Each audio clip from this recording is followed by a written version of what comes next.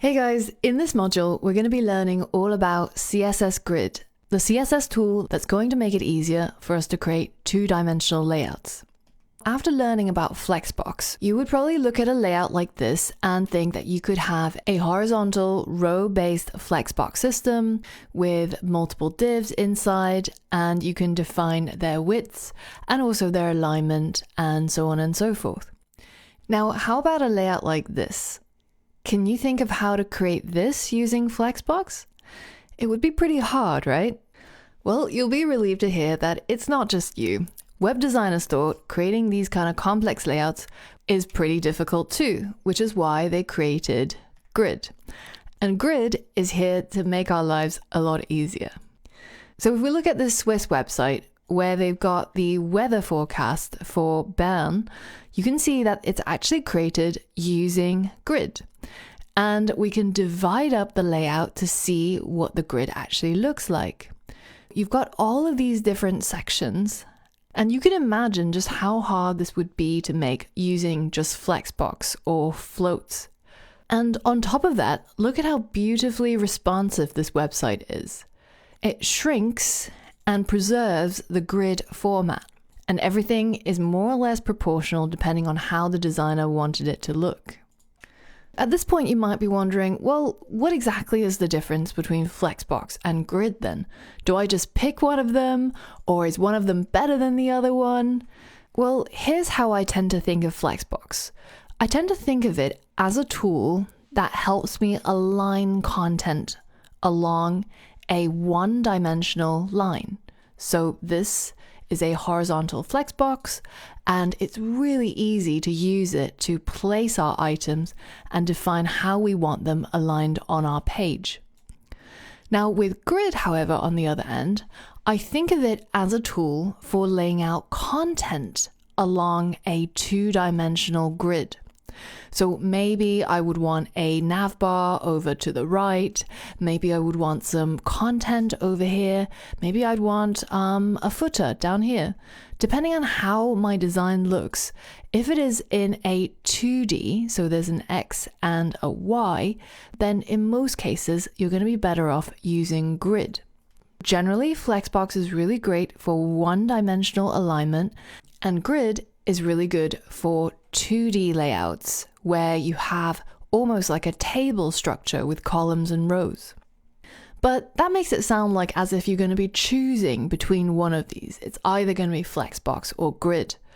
And some of you might be wondering, well, why did you teach us Flexbox anyways? It seems like Grid is far more powerful. If I can do things in 2D, it's obviously better than 1D, right? Why did I bother learning Flexbox?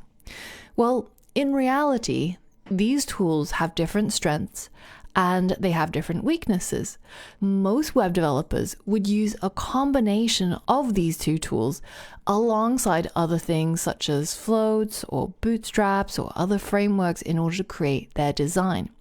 In this case, you can see we've got a grid style 2D layout, but within the grid, one of these containers is actually laid out using Flexbox. This is really common. Even in that example I showed you earlier, where I said this is a really beautiful example of grid in action, you can see that actually there are components of Flexbox in this. For example, this is a Flexbox. It's laid out in a Flexbox column, and it's a really good way of setting the alignment for each of these items. So this column-based Flexbox is sitting within this grid.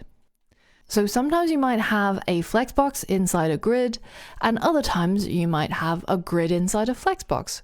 So it really just depends on what it is that you want to create, and knowing how to use different tool sets gives you the flexibility to create things exactly the way you want it to. And as my granddad says, the only thing that doesn't weigh you on your travels in life are skills. So the more skills we have, the better we'll be able to adapt to situations and the easier things will be. In order for you to better compare Grid versus Flexbox, because I know right now it seems a little bit abstract, this idea, I created a website to demo the two of them side by side. If you head over to appbury.github.io/grid versus Flexbox, then you can see this example that I've created for you. Just because I said grid is for 2-dimensional layouts and Flexbox is for 1-dimensional layouts, it doesn't mean that you can't create a 1-dimensional grid, but it does behave a little bit differently. Let's take a look at this grid we've got, and I want you to watch how it behaves when I try to make this page smaller. Notice how grid's natural inclination is to create a grid, and everything lines up with each other on a column and row basis. So we have a column here and we have a row right here. And notice how the gaps between all the items pretty much all match up with each other. They're completely straight along a very nice grid. Now, Flexbox behaves very differently. It's actually very difficult to get the Flexbox items to line up with each other like this because it's flexible, right? It tries to actually adapt and squish the content so that everything gets placed on the screen. As I expand this, maybe occasionally some items will line up with each other, kind of like this, but it's not perfect alignment, right? Depending on the kind of behavior you want your items to have, do you want them to prioritize spacing out content and aligning content, or do you want everything to be boxy like a grid? Have a play around with this website and see what other things you can spot that are different between grid and Flexbox. Now that we've seen how grid behaves, it's time to show you how to create an actual grid. Here I've got a div that contains 4 paragraph elements. Now these 4 paragraph elements are going to be my grid items. And on the outside of these items, I've got a container which is going to act as my grid. In order to style this HTML so that it looks like this, all I have to do is target my container using the container class, and then set the display to grid. Now this should be familiar to you because previously, in order to use Flexbox, we had to set the display to flex. In this case, we're using grid, so we set it to grid. Next, I have to create some grid template columns and some grid template rows.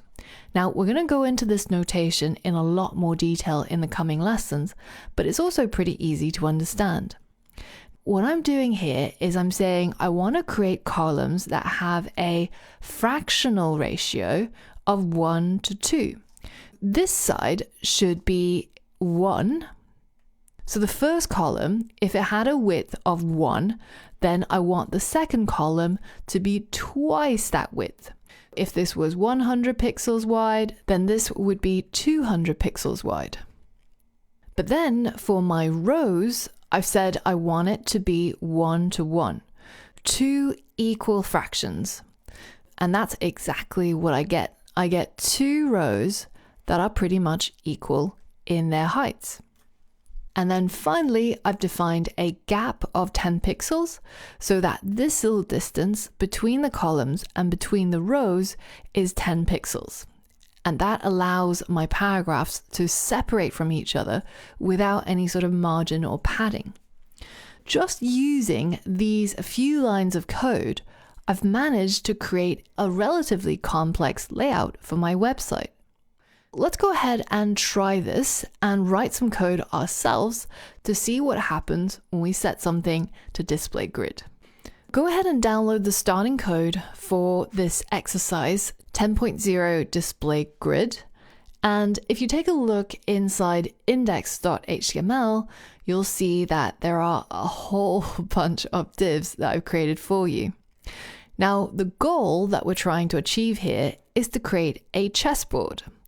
And as you can imagine, if you had to do this using Float or Flexbox, it's a little bit painful, especially if you wanted each of these divs to line up perfectly with each other. But as we know, this is the strong suit of grid.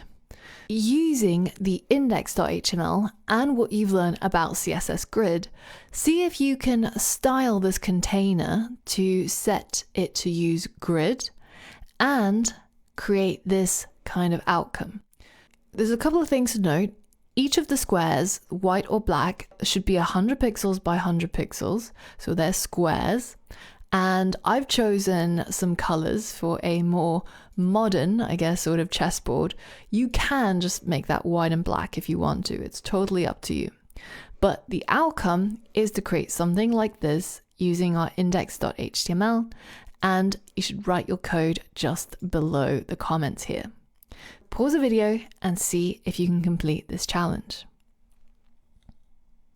All right, hopefully you've given that a go, and let's run through the solution together.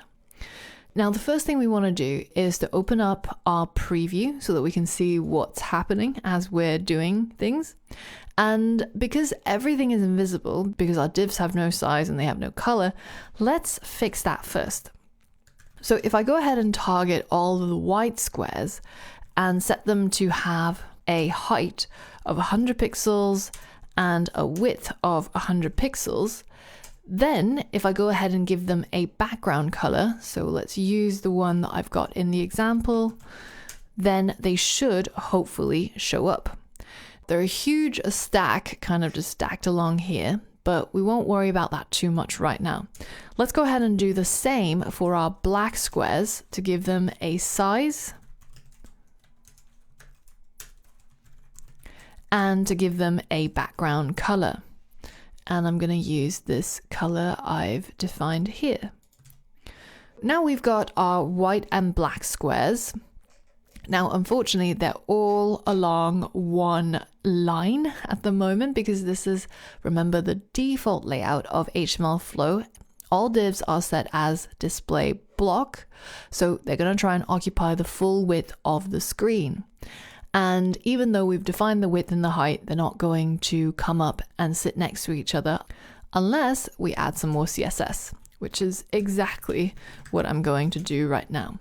So I'm going to target the container that contains all of these divs, and I'm going to set it to display grid.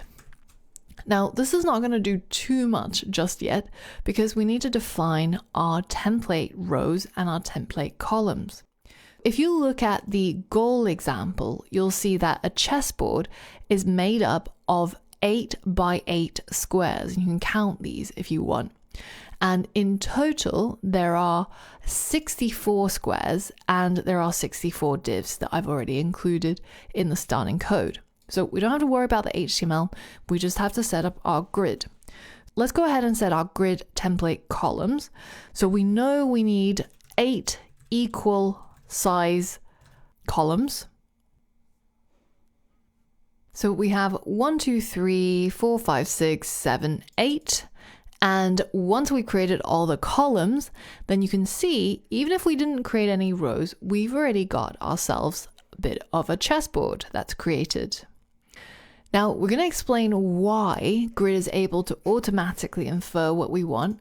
But just in case you did this and it's totally fine, we can add in the grid template rows just so that it's really clear what it is that we want. 8 equal size columns and 8 equal size rows. One thing you might notice with our solution is if you had extra width, then there's all these gaps that show up between each of our columns. Well, the reason for this is because our container is trying to take up the full width of the screen. What we can do is we can set the width to 800 pixels to fit all of our items, and then this way we actually get a compact chessboard that doesn't split up because it's trying to be responsive. Now, the default behavior for a grid container is to try and take up the full width, but only have as much height as it allows to fit the content, so we don't have to change the height. Now, don't worry too much if you didn't set the width. It doesn't matter because this exercise is all about you being able to figure out how to use the grid template columns and how to set the display to grid so that we can turn our divs into our chessboard. As long as you've achieved that, then I'm happy that you've passed this challenge. Now let's head over to the next lesson where we learn more about how to customize our grid.